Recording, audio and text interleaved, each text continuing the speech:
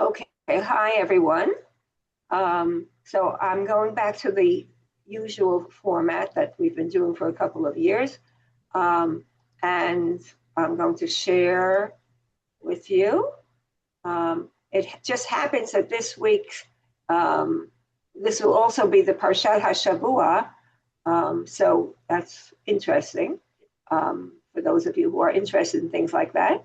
And this is a picture of Judah and Tamar. We'll come back to this picture in a minute. It's not a very appetizing picture. But the story of Judah and Tamar, we'll start with that.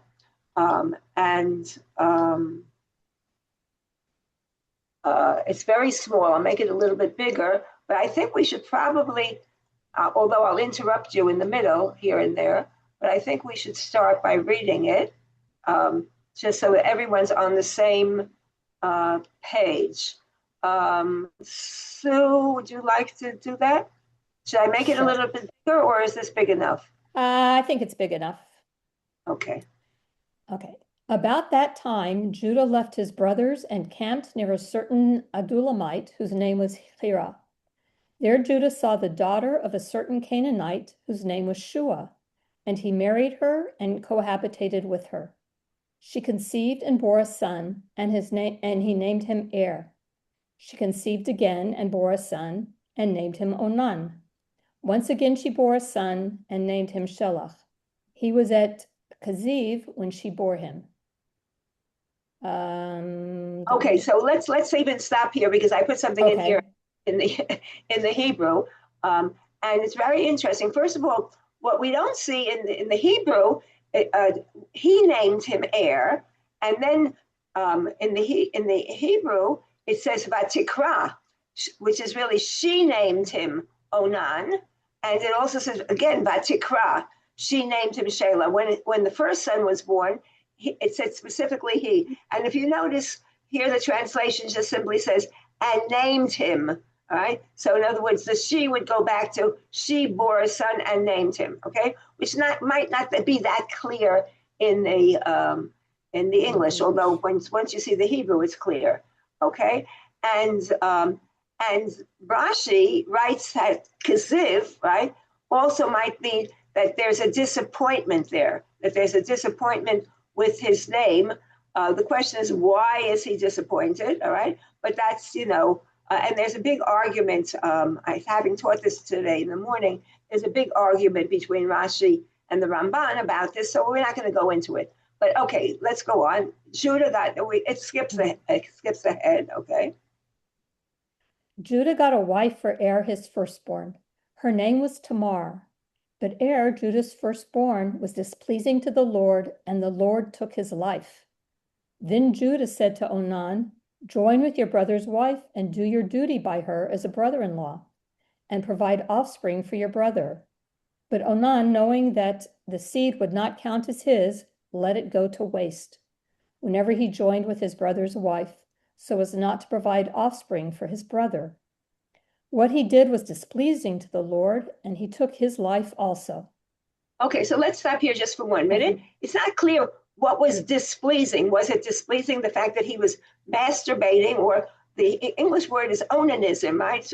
From the name Onan, by the way, that he was wasting seed, or that he didn't want to provide offspring to his brother. It's not that clear from the text here why it was displeasing to the Lord, but whatever the reason was, God killed him as well. And by the way, the rabbinic commentary here is that Judah was being punished, just like David was being punished after the sin with Bathsheba, that by losing his first son. And here, Judah was being punished by losing his two sons because he did not protect Joseph in the previous chapter. Right? This again is very interesting commentary. Okay, go on. Then Judah said to his daughter-in-law Tamar, stay as a widow in your father's house until my son Shelach grows up, for he thought he too might die like his brothers. So Tamar went to live in her father's house. Okay, so she is told to be a widow. Now, the Hebrew word is almanah, widow, but in reality, she's really more like an aguna. She's stuck in the house. She has to wait around for the son to grow up. And it's clear that Judah was not going to give her to him because he was concerned that he too might die like his brothers. We have no idea how old Shelah was, but that's not the reason why that's the reason he gives her, but it's not clear that that's the reason why he doesn't give Tamar to live with him. Okay, so she goes back home. Okay, go on. Okay. A long time afterward, Shua's daughter, the wife of Judah, died. When his period of mourning was over, Judah went up to Timnah to his sheep shearers, together with his friend Hira the Adamite. And Tamar was told, "Your father-in-law is coming up to Timnah for the sheep shearing." She took off her widow's garb, covered her face with a veil, and wrapping herself up, sat down at the entrance to Enaim, which is on the road to Timnah. For she saw that Shelah was grown up, yet she had not been given to him as wife. Okay, let's stop here. So she takes things into her own hands. Tamar takes things into her own hands. Judah's wife is dead.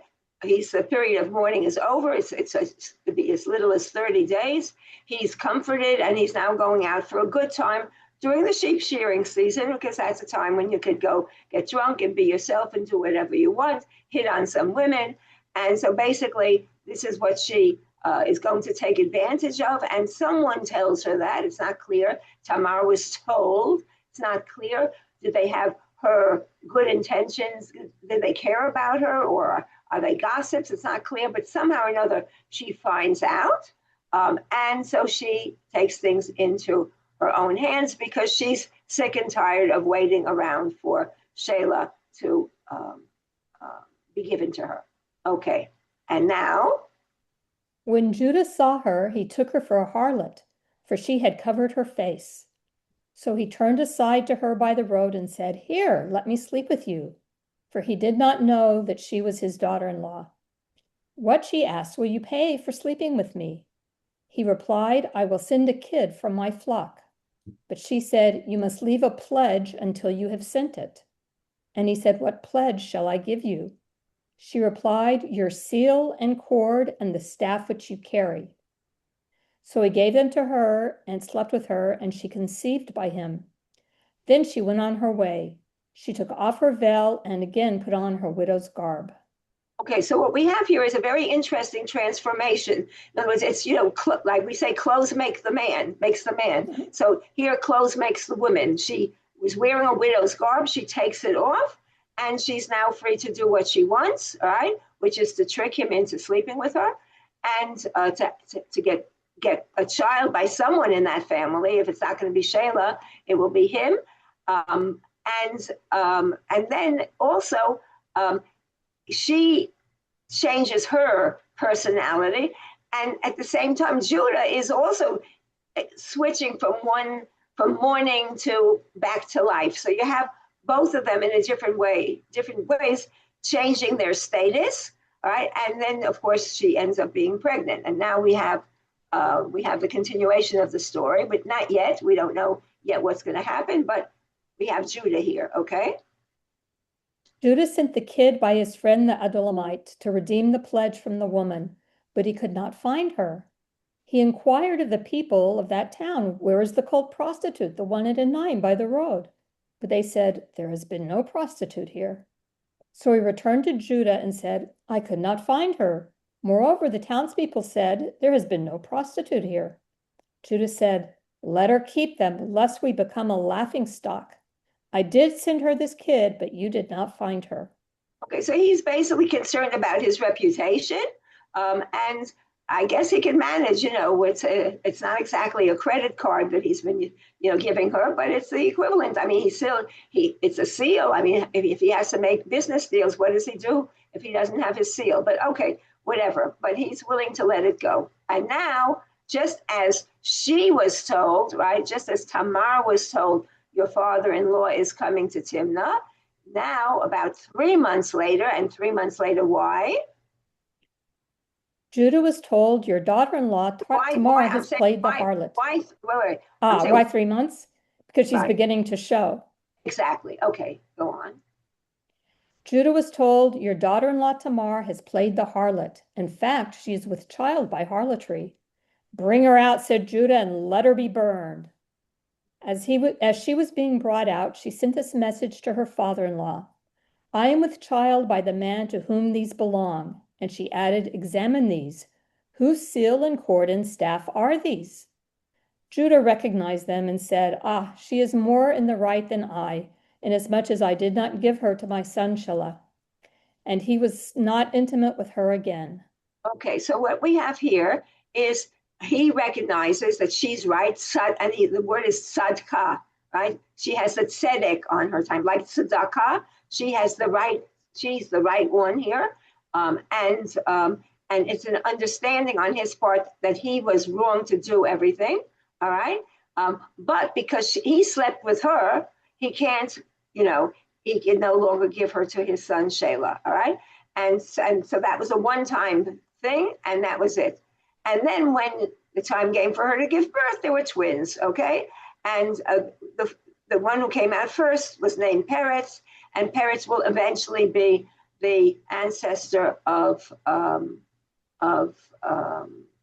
David. Okay, so this is a story. So first of all, what we should point out is that the story appears in the middle of the Joseph cycle, right? And so the question is there any relationship? I'm not going to go into it now, but clearly there is a relationship, starting with the whole idea of his going down, right? Going down, leaving his brothers who have done this terrible thing. And there is a relationship, and there are certain words in there. What we also see here is the whole idea of levirate marriage, which in the book of Deuteronomy has a solution, because in Deuteronomy, if the man dies childless and his brother is obliged to marry his widow, right? If there are no children, what happens is if the brother says no, there's something called chalitza, which is basically the wife spits in a shoe and says something, that you are a disgrace and you refuse to marry me, and that is basically it's a whole ceremony in Deuteronomy 25, right? But here we don't have it, and so the alternative would be for her to be killed. All right, so Deuteronomy sort of does like a tikkun, a fixing of what's going on. Okay, so you have here the whole idea of okay. At the very end, what I said before of tzaddak, it's actually a legal term. Right? It's a legal term, and so that even though she took the law into her own hands, he's going to forgive her because he's the judge, if you want, and he vindicates her by his words saying tzaddak, tzadka mineni. All right, so she is more right than I am. Any questions about here before we go on? I have a question. Okay. What's the status of the children? What do you mean? What is it? Oh, we're getting to have rain here. Oh, look at that. I hope the electricity doesn't go out. What is the status of the children? Yeah. She's a widow. He's a widower, but they're not married. Right. So she is technically what took place was sort of adultery, because she was promised to Shelah, right? She was actually promised to Shelah. So she really, from Judah's point of view, she had no right to be sleeping with anyone, and she has committed adultery. What is the status? If we're going to carry it all the way, he would actually be a mamzer, right? Technically speaking, if somebody is sleeping, right? But no one is going into those details then. But this would be the technical, in today's way of looking at it. All right. Okay. Anything else? Okay. So you have here Judith Houtman. I don't know if any of you get JTS's commentary, but something she wrote quite a few years ago they reproduced it again this week for the Parshat HaShavua, and you can read it. It's very interesting. And she writes here that there's a general sympathy on the part of the local community for her plight. And that's why the townspeople suggest to her that she take your fate into your own hands, right? So that they don't talk about Judah as by name, but they say your father-in-law, right? And by referring to him as her father-in-law, it's being ironic because he was not acting the role of a father-in-law. If he was acting like a father-in-law, he would have given her his son to her. Okay, so this is really very interesting here. This is her commentary that she has here, and also looking at certain places where, like Numbers 26 and the Book of Chronicles 2, and also the Book of Chronicles 4, verse 4. 1 Chronicles 2 and 1 Chronicles 4. It has here as Er's name comes up, and it says here the sons of Shelah, son of Judah, and then father of. All right. So this is what Houtman wrote in her article. Judah may have, and this leads into the Midrash that we're going to look at today.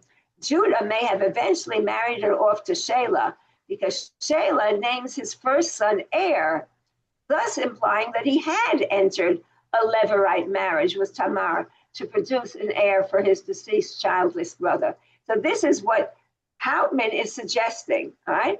And this is very important. It's not really surprising because Chronicles is out to make David look as good as possible.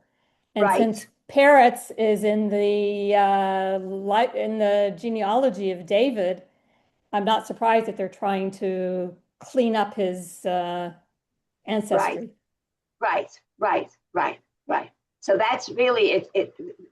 What you're saying is very true. The book of Samuel, where we get this, this wonderful picture of David, not wonderful, terrible picture of David, who, messes around with other women and all the terrible things.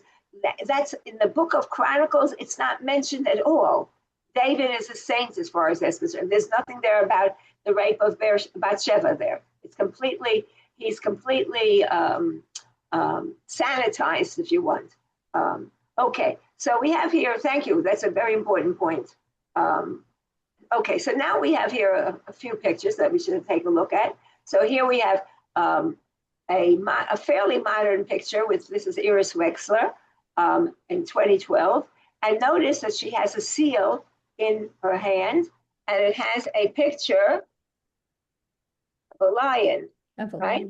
In other words, Judah would have a picture of a seal in his hand, which is, what's really funny is Judah here looks like a woman, but that's something else.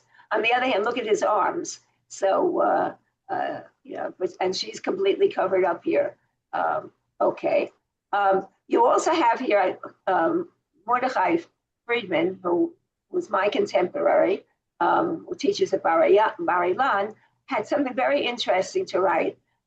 He talked about Tamar as being a symbol of life, and the whole idea of a killer wife, right?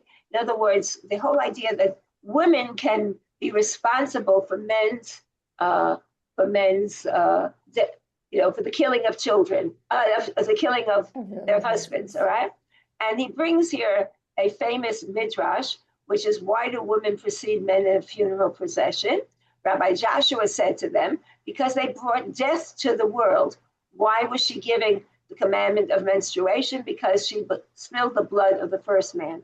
And he writes that Judah's belief that Tamar might be the cause of his two sons' death. In other words, and that's why he doesn't want to give, she's like the femme fatale, right? The fatal woman, right? So he doesn't want to take a chance. He thinks she's responsible for the deaths, all right? And so that's very interesting. This whole idea of a wife being a possible killer wife, it's interesting that he doesn't say femme fatale here, okay? Let's go on. And he continues here, and he prefers to view the remarks that Er and Onan died because of their sins. That's what the text says, and not as intended to inform us that Tamar was not a killer wife. Okay. So in other words, he makes it very clear that death is not caused by, mysterious forces, pagan forces. It's clear that the reason for their dying is not Tamar's fault, but it's evil in God's sight. Okay, so this is the reason. And he goes on to say, women are sources of life, not death. So he's very defensive here, which I think is interesting. There's also, if you go into the Torah.com this week, again, they repeated some of the things that they talked before. And the fact that she talks about a botanical motif, all right? The Tamar is the date palm, all right? So in other words, the whole idea of female family members whose beauty and presence have the power to destroy or save the family. In other words, trees can be both invasive, or they can be destructive, or they can be redemptive. If you think about trees, and here's a picture of the Tamar, right? Here's a picture of the Tamar, and this is all from Jacqueline Weintraub's article. The picture appeared there as well, and so in other words, this is how the Tamar functions. So in other words, she's making a big deal out of the function of the Tamar, how the roots can spread out and widen, and how they can be invasive. And so that the name Tamar is really very interesting. And she says that this is not a connection imposed upon by this creative modern reader, meaning herself. She says early interpreters seem to have thought similarly. In other words, she's using biblical midrashic sources to talk about the function of the Tamar. Okay. And by the way, think about some of the Tamar that we have in the liturgy. Sadik Katamar comes to me, right? Which we sing Friday night. Anything else that you could think of where the Tamar is mentioned? Well, David also had a daughter, Tamar. David also had a daughter, Tamar. Right, which is interesting. By the way, those of you in Israel, do you also have rain coming now? Very heavy rain? Not here, but okay. Well, we're having it now. Okay, this is the rain that they were warning Israel about that might be flooding and whatever. So hopefully everything will stay normal.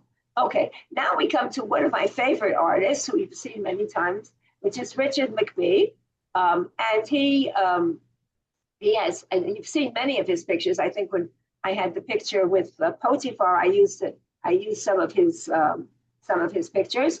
And so he actually had a whole lecture on the rabbis and uppity women, right? Potiphar's wife, Joseph and Tamar, and Yehuda, those narratives, he actually has talked about them. And so he has this amazing picture. Oh, sorry, that's not the one that I want to show you. This is the picture, sorry. This is the picture that I showed you at the beginning, okay? What is he doing here? First of all, you could almost argue this is an anti-Semitic picture, right? What is he doing here?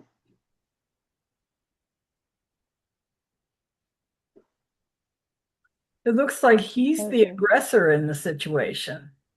What? It looks like he's the one who is the aggressor, that he's the one creating the situation. Okay. He's attacking her. Okay, how is he dressed? He's dressed very anachronistically.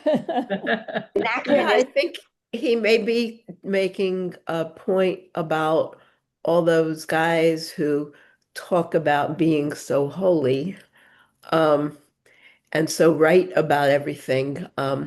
Maybe they're not all as good as they claim. Okay, you're being very polite, very nice, but that's true.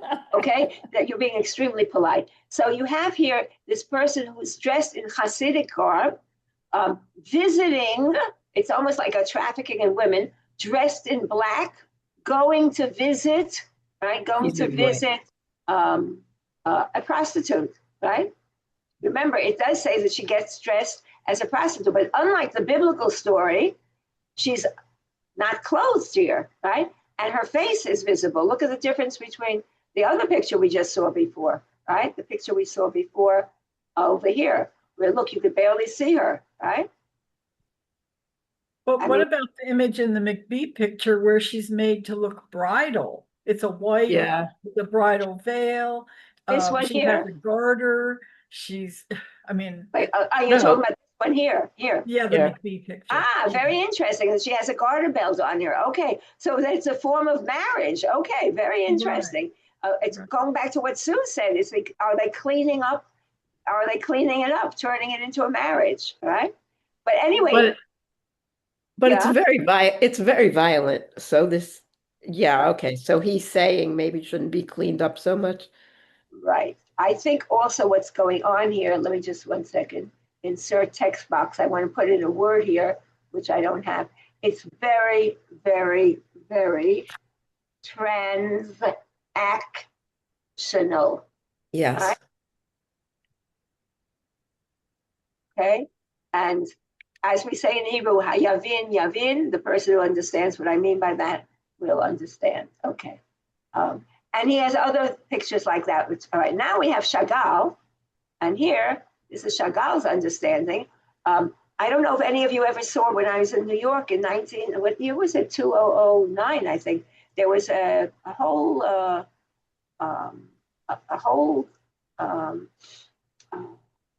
exhibit of his Bible, of Chagall's Bible illustrations, and it was absolutely amazing.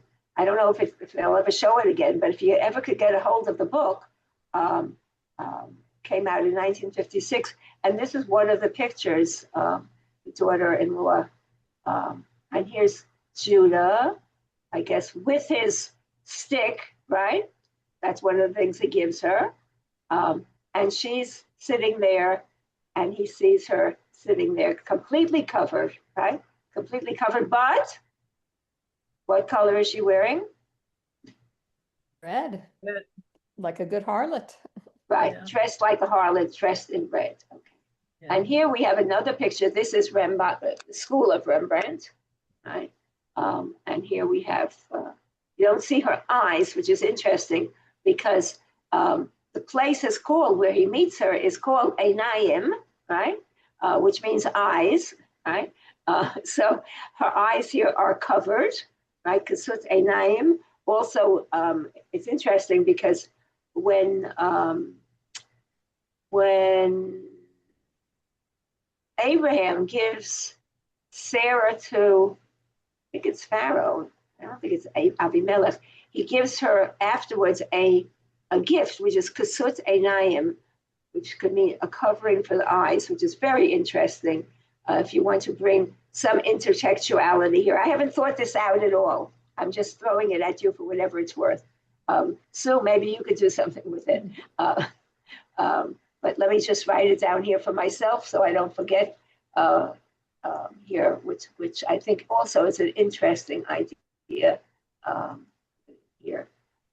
Maybe AI can do something with it.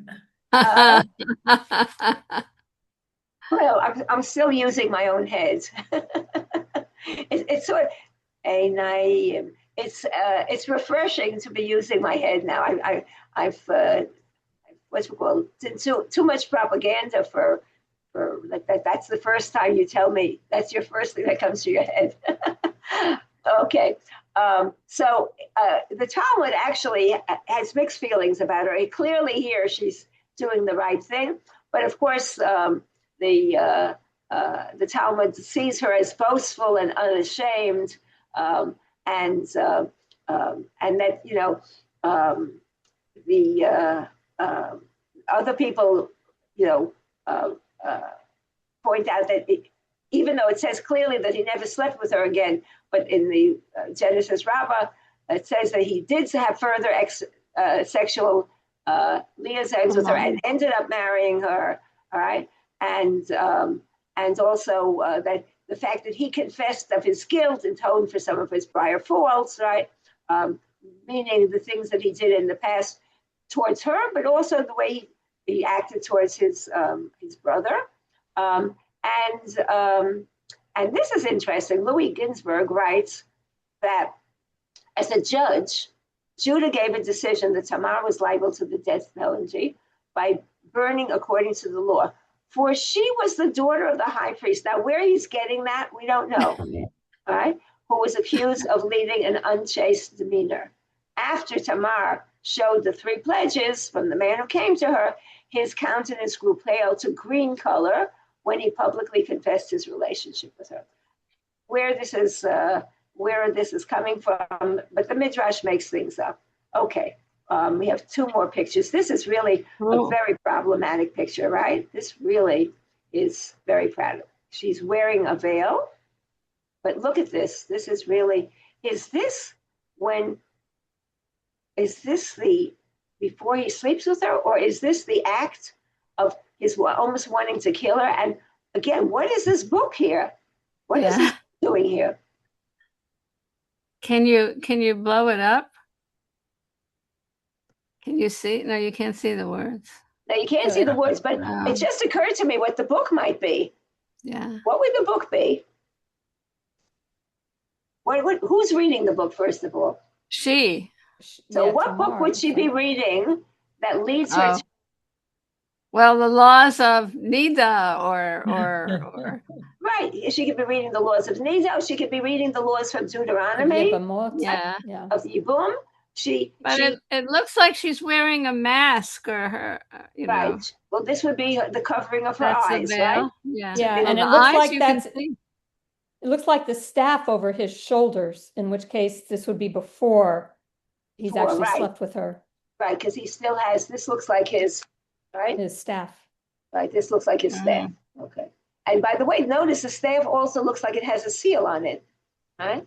So he has all of his accoutrements, if you want, all the things that he has on him there. It's a very disturbing picture. I can't decide if his hand is loving or attacking.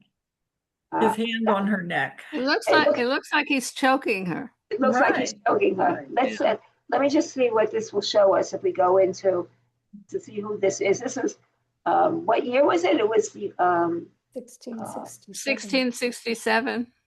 Right. So it says here he was a Dutch painter. Right. He was a Dutch painter. He was one of Rembrandt's last pupils. Okay, that's interesting. So, and I'm just looking at the website. On the website, all right, we don't have to look at them. I'm just looking at the pictures. He has a whole bunch of pictures of people in. He has Esther and Mordecai, and he also has Simon Song of Praise. That's probably, and he has the banquet of Achashverosh. Okay. You know, the thing with the veil is very bothersome because here it's obvious he can see every detail of her face, and if he knows her, he'll recognize her. The same thing may be with the bridal veil from that other artist. Right. But the first one you showed us, her veil covers up everything except her eyes, and maybe she is not recognizable. So the question is, what is this veil thing that she puts on? Was it supposed to actually make him fail to identify her? Obviously it does, because he doesn't recognize her. But in these other pictures, he would recognize her in an instant. Absolutely. So it's very confusing. Well, first of all, all pointing out to the fact that she covered her face with a veil, right? So they have to go, and everyone has a different imagination. What do we mean by a veil, right? So the only one that doesn't have her with a veil or anything covering her eyes, right here, is here we have, in this picture here, in the article, the picture is interesting here because it says here, who is this? Lydia Kozenitsky. Here you have this interesting picture where the veil, notice this is like the mask here, right? The mask can go on and off. So it looks like the Venetian mask from Carnival. Exactly. Right. Exactly. So you have here, except for this picture, well, actually, even here. Wait a minute. We do have a veil. Yes. We didn't notice it before, or I didn't. It's so pale. It blends in with the back, with the back. So there is a veil here. Of course. Wait. So when was this painted? This was Richard. This is Richard McBee. Yeah. Oh, he did it. Yeah. Oh. Okay. So I really so well, Norma, we could ask him what he meant. He's alive. Okay. Well, if you can get in touch with him, you can. Okay. And here we have one. This is at the very beginning. Here she's at the crossroads. We're going backwards in time. At the crossroads, he's for some reason with a camel. Why he would be with a camel going to sheep shear, I don't know, but whatever. But the idea here, it looks very much like Eliezer, right? Eliezer. Right, but look at, why does she expose her foot, her knee? And her breast. And her breast. Oh, and the breast too, yes. That I missed. Oh, yeah. And the breast, right. Okay. Yeah. He is a harlot. Here it's clear that she's a harlot. Yeah. And he has his stuff with him, right? Okay. So this is, okay. Now we come to, so at the end, Judith Houtman, coming back to Judith Houtman, so she writes, it seems likely to me that this story's narrator is female. Why does she say that? Given the role played by the chorus, the narrator is knowledge of pregnancy details, the fact that Tamar is phrased in more positive terms than Judah, that she uses a sex act to right the wrong done to her by him, and that he publicly acknowledges his error of judgment, it seems likely to be that the story's narrator. Yeah, why not? Why not? So now we come to, hopefully we'll have time to read the whole story here. We come to Norma Rosen's Biblical Woman Unbound. We come to her story. And Norma Rosen died in 2021. She was part of a seminar for writers and scholars at JTS. And she has created this Tales. And so in her book, each Midrash has a dialogue with ancient rabbinic writers. And she also engages with contemporary questions. It's exactly what we would call modern Midrash today. So I took out her Midrash, which she calls Tamar, the widow's wager. We need 1, 2, 3, 4, 5, 6, 7, 8, 9 readers. I'm not sure that we'll finish it in time, but I'll continue with it anyway. And those of you who will have to leave, because I do want to record this. So let's start with, Sue, reader 1, Barbara, reader 2, Norman, reader 3, Marcia, reader 4, Toby, reader 5, Geraldine, reader 6, Janet, reader 7, Louise, reader 8, and then we go back to Sue, reader 9, and Barbara, reader 10. Okay? I'll make it bigger for you. Thank you. So it's called Tamar, the widow's wager. Okay. Okay. Men pass and whisper, Tamar, look out, husband killer. They tell their sons, don't start with that one. They say no one knows how exactly. Couch corruptions, lively in bed is one thing, but this went too far. Woke in the morning and the man was cold. No warming with a kiss and a cuddle. Stone cold, not once but twice. Tamar in her tent hears the whispers. No one comes near but her old nurse, who sees her agony and tries mirroring therapy. How painful this is for you, my darling. And empathy therapy. How I feel your suffering, my dove. Stop that, said Tamar. I'm thinking. Don't, my dove, my precious. Mourning and grieving are best for you now. I've no time, said Tamar. Do you know how late it is? I don't need morning. I need evening and bed with a man in it who's not too selfish or feeble to father. The nurse weeps. It's all too tragic. No one dares come to your bed, my darling. A little denial might lift your spirit, but you can't lose your sense of reality altogether. Go away, says Tamar. It's not denial or reality I need now. It's something different. What? What could that be, my darling? Different is always dangerous.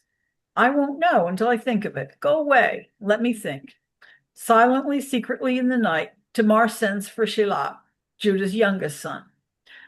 I wanted to see for myself anyway, says Shelah. Is it true what people say? You killed my brothers? Why would you do that? Make yourself widowed and childless? There's no sense to it. Tamar is silent, only rocks back and forth, holding herself at her empty middle. I'm supposed to be your husband, says Shelah. Would you kill me too? Not looking at him, only her silent rocking. My brother Er died 3 days after marriage. Onan, within the first week. Show me your face. Let me see the monster who kills, the one my father warned me of. Slowly, Tamar lifts her veil. You're beautiful. Did my brothers want to keep you unmarried for childbearing? Was that their sin? I feel no fear. When can we marry? Your father says you're a child. Go away. He says that only because he thinks you'll kill me too. I don't think you will. Do you think my father will give you to me for a wife if I ask him? No, he will say again that you're a child. Shelah crawls into her lap where she sits on the floor. Then I'll be your child now that my mother is dead, Tamar. Tamar, and go on. Tamar enfolds him in her arms. They rock back and forth together. After a little, Shelah says, You see, I am not too young to be your husband. Let me begin now. You have the sweetness of a boy, the ardor of a man, answered Tamar. Your skin is silk. Your thighs are cedar trunks. Your limbs are willow trees. 1 minute you nestle at my breast like a child, the next you want to plunge like a lion. Ah, I see how Judah saved the best for last. From this embrace, there will be no turning back. Weeks passed, and when the old nurse comes to care for Tamar, she asks in alarm, Where are the cloths I must wash for you at this time of the moon? What? None? Death, death. Who will help us? Tamar answers, Calm yourself, dear nurse.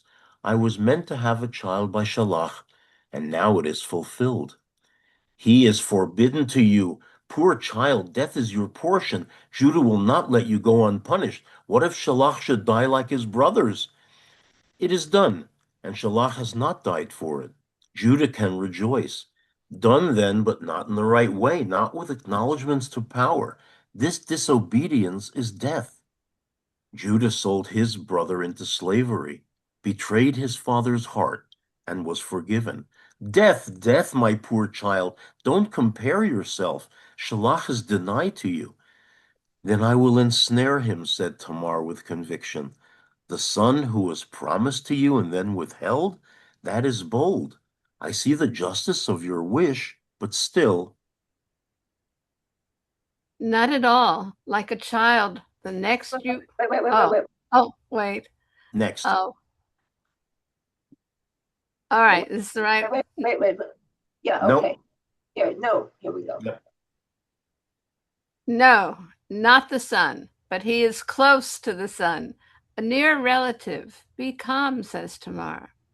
My breath grows short. Blood pounds in my ears. I am too old for riddles. Speak plainly. Nothing could be worse than the terrors I am dreaming now. The nurse tears at her hair. You are beyond my help. No, not at all. There's much to do. First, fetch me the scented oil and the paint pots. Loosen my hair. Ring my neck with ornaments. Put bells on my feet. Tie round my hips a girdle with bright bits of glass sewn in, with embroidered animals, open-mouthed and uprearing. This brings death. What are you doing? Death. Slide copper bracelets along my arm till they bite into flesh. Hang turquoise and mother of pearl at my forehead, and ring my eyes with sparkling black. Paint my lips crimson. Carry my belongings to the crossroads of Timnah and Enaim. Hang a scarlet curtain before my tent. Stop, I am your nurse, not your procurer. Sounds like modern day. Poor soul, you needn't be. Do the opposite. Keep men away from me. Ah, that's good news. But then why, my dove, sit there at all at the crossroads? Only one will you allow to enter. Unless you procure him for me, you cannot nurse me now. Woe is me! Say none at all, my pigeon. One is too many. One, and it must be that one. Whisper his name in your brain. He deceived his father with a blood-stained coat, and his father deceived his father with goatskin covered arms. So, with false coverings, I will deceive him. Okay, the plot thickens. My goodness, wow. Okay. So that's the same one. The Next. same one. Wait a minute. I am faint. Here, I am faint. My heart won't stand this, cries the nurse. My heart yearns to do God's will. As Judah was restored to righteousness, so may God reward my efforts too. The nurse weeps bitterly. My poor widow child, such daring in women draws death. At night, Tamar and her old nurse travel in disguise to the crossroads. Tamar seats herself at her tent, arrayed as a prostitute. Soon a man approaches and Tamar calls out to him, Wise old man, can you tell me, if God strikes a man dead, should the nearest woman be blamed? No need for such fears, answers Judah. I am old but healthy. Or if a woman is left widow and childless, should relatives intervene? Naturally, says Judah, they give her another son as husband. This they do for the sake of the deceased husband. Then it's better to wait for justice from God or to wrest it oneself from life. Judah has now entered Tamar's tent. I've no wish to be rude, he says, but I'm a busy man. Riddles are pastime for some, but I'm not Solomon, and you, if you'll pardon me, are no Queen of Sheba. Can we get on with business? Then, as part of this business, Tamar says, I will accept nothing from you now but pledges. Give me 3, your staff, mantle, and cord. I wish all women would strike as fair a trade as you, says Judah. He gives her the pledges, planning to redeem them next day. But as the world knows, the prostitute who sat at Oops. Wait.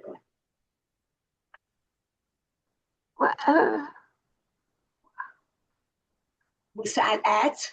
The crossroads that night could not be found again, and though well satisfied with the night's transaction, Judah was uneasy at the thought of the pledges unredeemed, the payment not made to the prostitute whom no one knew. This is now the next page. Wait, who's reading? Somebody's supposed to be reading. Should be number 6. Well, I'm after Geraldine, so it must be Geraldine.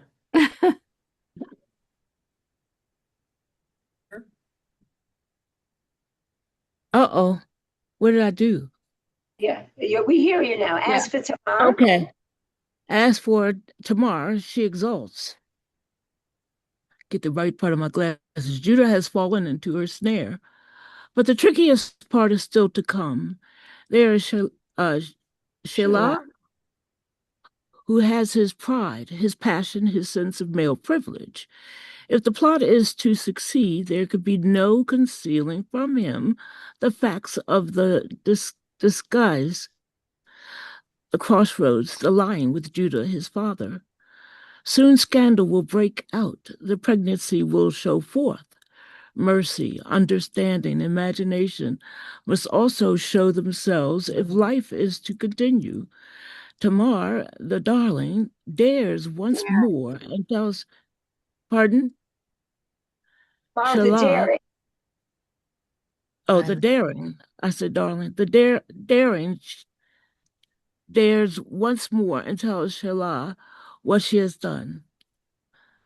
Don't be jealous, my love. Judah's feeble manhood was soon spent, not lavished on me either, but dribbled off to one side as soon as he lay beside me. That's sad. Between you and me, he's no Abraham. Sometimes an old man is just an old man. Then again, like father, like son, I suppose. Like me, you mean? Shelah demands. No, no, no, not like you, my lion, my love. And so the drama unfolds. Word comes to Judah. Your daughter-in-law has played the harlot. Burn her, says Judah.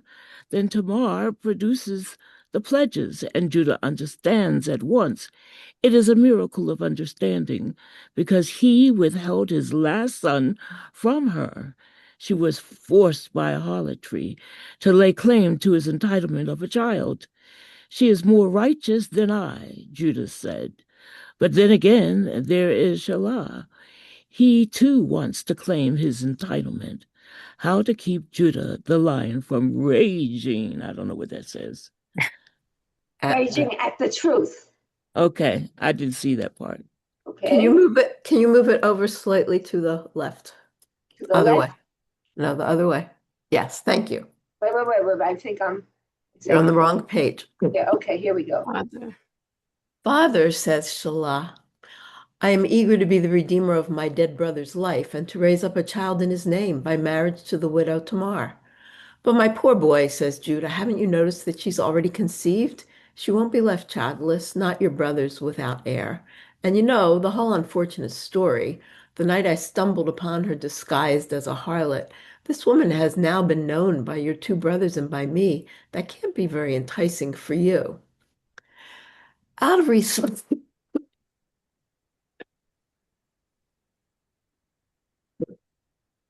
Wait, out of respect, I won't speak of your role here, Father. But I must say, the thought of my dead brothers there before me binds me to her with curious strength and with deep family loyalty. Well, family's family after all is said and done, and since my child's already in her, I suppose there's no danger for you, which I'd feared all along. And you mustn't let the thought that I was there before you spoil your pleasure. No, Father. I believe she was a prostitute. I was disgusted by the act, of course, of course. I was thinking of your dear dead mother all the while. I was in and out before you could say a quick Kaddish. It's not as if I was there was lovemaking going on. I know that. Nothing to be jealous of, says Judah. I'm convinced of it, answers Shella. I didn't recognize her then, and I probably wouldn't now. I barely look at women anyway. Don't, don't be anxious on account of your character, Father. It's well known that you offered your own life for your Daughter-in-law? for your here. brother Benjamin when Joseph held him hostage in Egypt. You're a good man. These things are complicated, says Judah with a sigh, but I don't want you to feel cheated. Tamar's firstborn will, of course, be a special child, but you can count on other children from her. I'm prepared to accept what God sends us. Tamar watches the sparring of the father and the son. She sees that Judah is warm with sympathy for his son, who accepts uncomplainingly what Judah believes the prospect of secondhand fatherhood. These women are to be pitied, you know. Their biological clocks are ticking away, says Judah, hiding from himself the winding down of his own biological clock. Men don't have that problem. But now she's freshened. She'll go on bearing for you. I know that, Father, replies the respectful youngest son. I don't want you to feel cheated, says the old father. I'll try not to, says the beaming bridegroom, while Tamar looks modestly down. Tamar and her handsome young husband receive Judah's blessing. The nurse joyfully prepares Tamar for the marriage bed once more. After a painful time of terrified babbling, she has recovered her wits and is now given to prophetic visions. She sits on the ground and muses. There will one day be a king whose name is David, a lusty lad, a poet and a singer. He will try to dupe Uriah into believing himself the father of his wife's love child, but it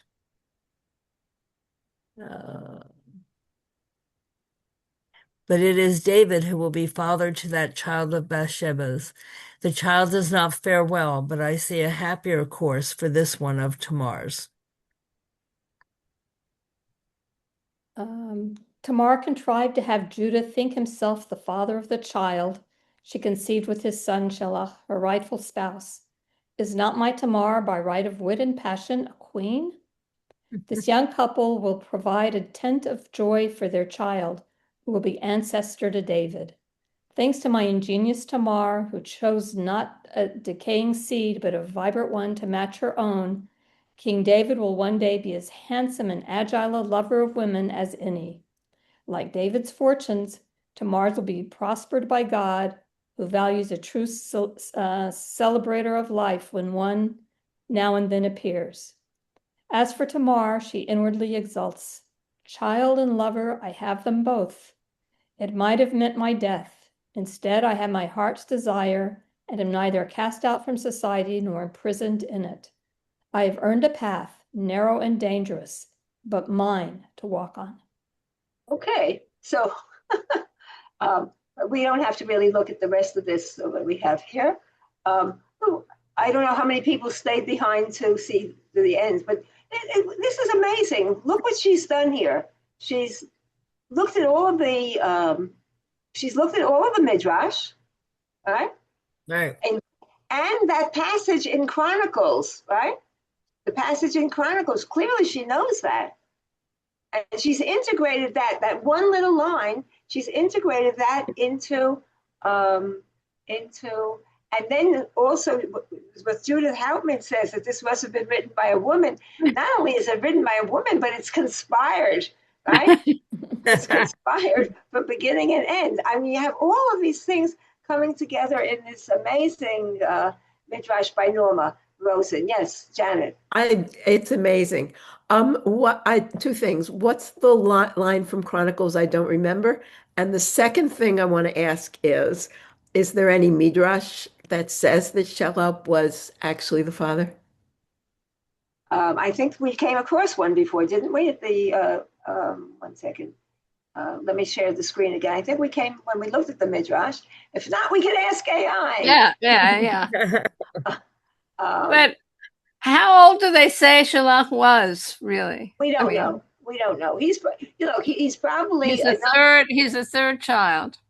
Right. He's a third child, assuming there could be only one difference, 1 year difference. Oh, that's true. No, that's true. It could be a teenager, no, it's actually.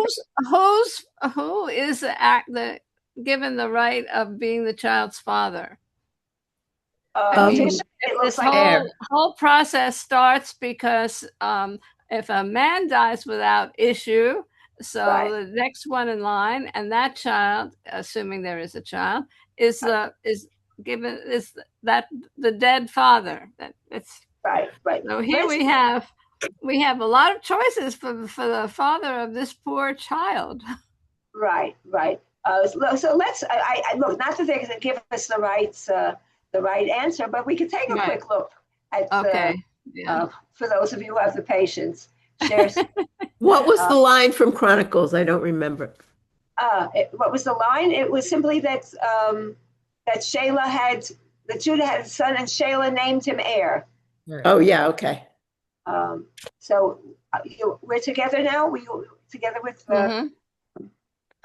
Is there a Midrash or any source or any rabbinic source? No. Rabbinic source that has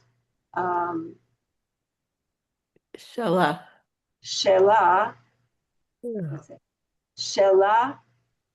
ELAH. Shelah being the progenitor. Progenitor. Thank you. Progenitor of Peretz, and what's the other name? And we can just have Peretz. We don't really need of Peretz, rather than the biblical story where Judah is the father of the two twins. Okay. Let's see what they have.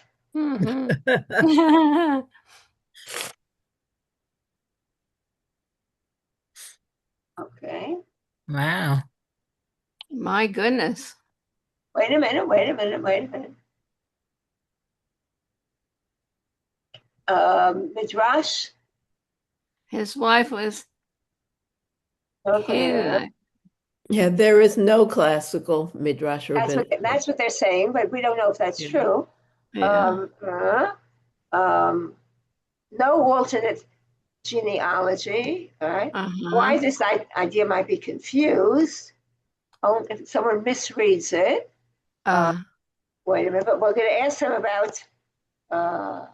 There's no rewrites the genealogy. But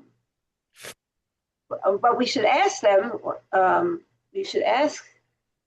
Wait, where's the possibility to ask something? At the bottom. Yeah. But they didn't give me. Do you like this personality? Do you like this No, personality? down below that. Oh, I don't see anything below. Here we are. Okay. Oh, ask anything below. So what about the source in 1 Chronicles? You remember what it was? Let's see, I have to go back into what about the source? You said that it said that let me just find it. That Shelah named his first son Er. 1 Chronicles 4 here. 1 Chronicles 4. Okay. Where am I? What about the source? 1 Chronicles 4. Okay. 21. Let's see how they relate to that. Okay. Does mention. Oh. Okay.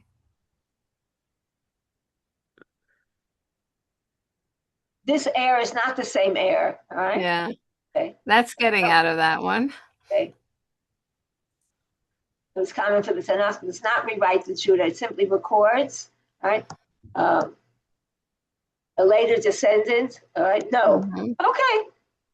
So it doesn't deny the possibility. It doesn't deny the possibility. So it's original. It's original. Yeah. It's original, on her part. But I mean, look, Sue has written things, like with the Bilhah and Reuven being a love story. So I mean, there are, you could take these stories and change them and do whatever you want. And so she's really basically, creating an alternative story. Why not? And made it pretty plausible. So, and that's the stuff of Midrash. So, okay. So next week is Hanukkah, but I don't think that should be a problem. It's the 18th that we'll be meeting. On the 25th, we definitely will not be meeting because we're having an Askara for my husband. But next week we will meet, and then after that we'll be in a new year. Yeah, it's hard to believe. How things have gone by so quickly. So I will see you next week. Thank you. Thank you, Naomi. Everybody, happy Hanukkah. Good Shabbos. Happy Hanukkah. Bye-bye. Shabbat shalom. Shabbat shalom.